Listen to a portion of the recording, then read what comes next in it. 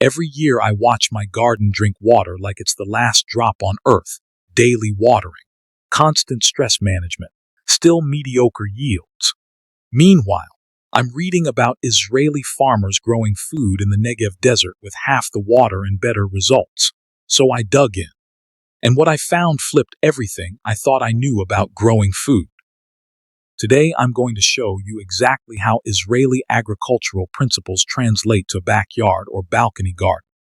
How to build a system that produces dramatically more food while cutting your water use by 30 to 40%.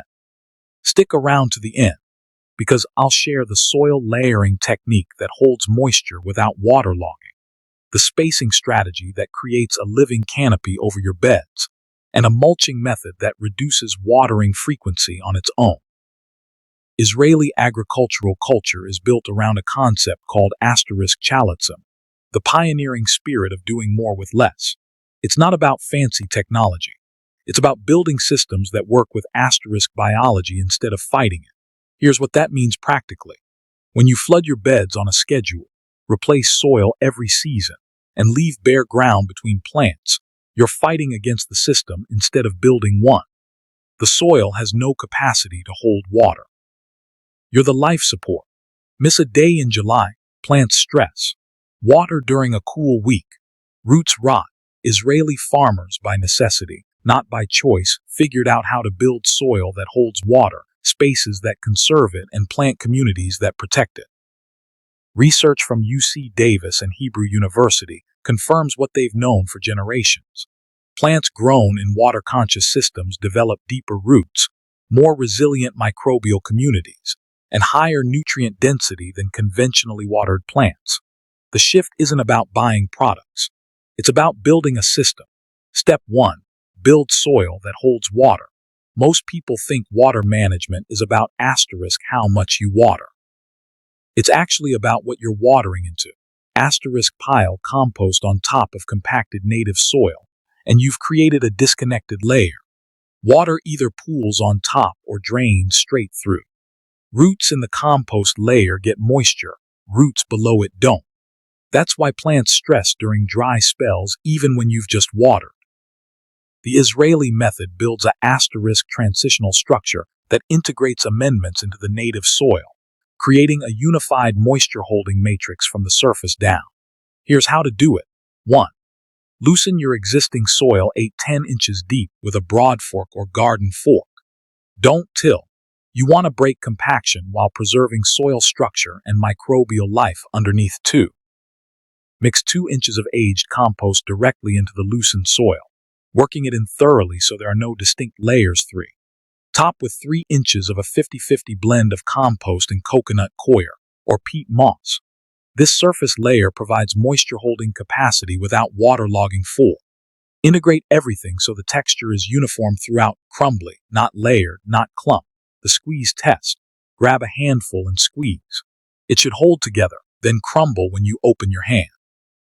That's correct moisture-holding capacity without compaction. Where people go wrong, they add compost on top of hard, untouched soil and skip the loosening step. Without loosening, water soaks the compost layer and stops at the soil surface below. Deep roots never get moisture. The loosening step is what makes the whole system work. When this is dialed in, you'll water once and moisture holds for 3-4 days in summer heat, not soggy, just available. Recap. 8-10 inches of loosening right arrow 2 inches compost integrated in right arrow 3 inches compost coir blend on top right arrow, unified crumbly texture throughout right arrow squeeze test to verify. Step 2. Use spacing to build a living canopy. This is where Israeli growers pack more plants into less space while using less water. It contradicts conventional wisdom, so pay attention. Standard spacing. Tomatoes 2-3 feet apart, lettuce 6-8 inches, leaves bare soil baking in direct sun between plants. In summer, that exposed soil can reach 120 degrees F and lose up to 50% of its moisture to evaporation before any root can use it. You're not giving plants room to breathe. You're creating a hostile microclimate that forces you to water more. The Israeli model uses interplanting and canopy overlap to shade the soil, reduce evaporation, and maximize output per square foot. Here's how to do it. 1. Space primary crops, tomatoes, peppers, eggplants, at 14-18 inches instead of the standard 2-3 feet 2. Plant fast-growing secondary crops, basil, lettuce, chard, in the gaps between primary plants during weeks 2-3 after transplanting 3. Time secondary planting so they mature and get harvested before primary plants reach full size, and shade them out. Staggering is the key, not just spacing tightly. 4. As primary plants grow, their foliage creates a living mulch over the soil. Target canopy overlap at maturity, adjacent leaves touching or slightly overlapping. That's your goal. Where people go wrong, they plant everything at once in a tight space and create competition. The fix is staggered timing. Tomatoes week 1, basil and lettuce weeks 2-3. Fast growers get harvested before they compete with slower crops. You get continuous production the whole time. You'll know it's working when, by midsummer, you can barely see bare soil between plants. Watering frequency drops to every 3-4 days. Soil feels noticeably cooler to the touch in the afternoon. You're harvesting secondary crops while primary plants are still maturing. The numbers. A 4x8 bed with dense Israeli spacing produces what used to take a 6x12 bed conventionally. Soil temperature stays 5-10 degrees F cooler under the canopy. Evaporation drops 30-40%. Recap: 14-18 inches between primary plants. Secondary crops staggered 1-2 weeks later. Canopy overlap at maturity. Watering cut by 30-40%. Step 3. Lock moisture in with strategic mulch. This is the finishing layer. And it's not just aesthetic. It's a functioning part of the water retention system. Without mulch, exposed soil loses up to 50% of its moisture to evaporation in the first 2-3 weeks of hot weather, even with regular watering. The Israeli approach uses organic mulch not just as a cover, but as a decomposing biological layer that continuously improves the soil structure it protects. Here's how to do it. 1. Apply 2-3 inches of aged compost or well-rotted straw around your plants, keeping mulch at least 2 inches away from stems. 2.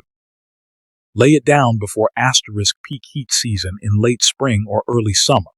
Timing matters. You want it in place before temperatures spike, not after stress has already hit 3. Keep depth consistent across the entire bed, no thin spots where it'll dry out, no piling against stems. As the mulch sits, it breaks down and integrates into the soil beneath, feeding the mycorrhizal network built in step 1. The system compounds on itself. Where people go wrong: piling mulch against stems like a volcano, trapping moisture there, inviting rot and pest pressure. The plant doesn't need protection at the stem. The soil does. Keep that 2-inch gap. You'll know it's working when watering frequency drops another 20-30% beyond what spacing alone achieved. Soil stays cool and moist 4-5 inches down, 3-4 days after watering.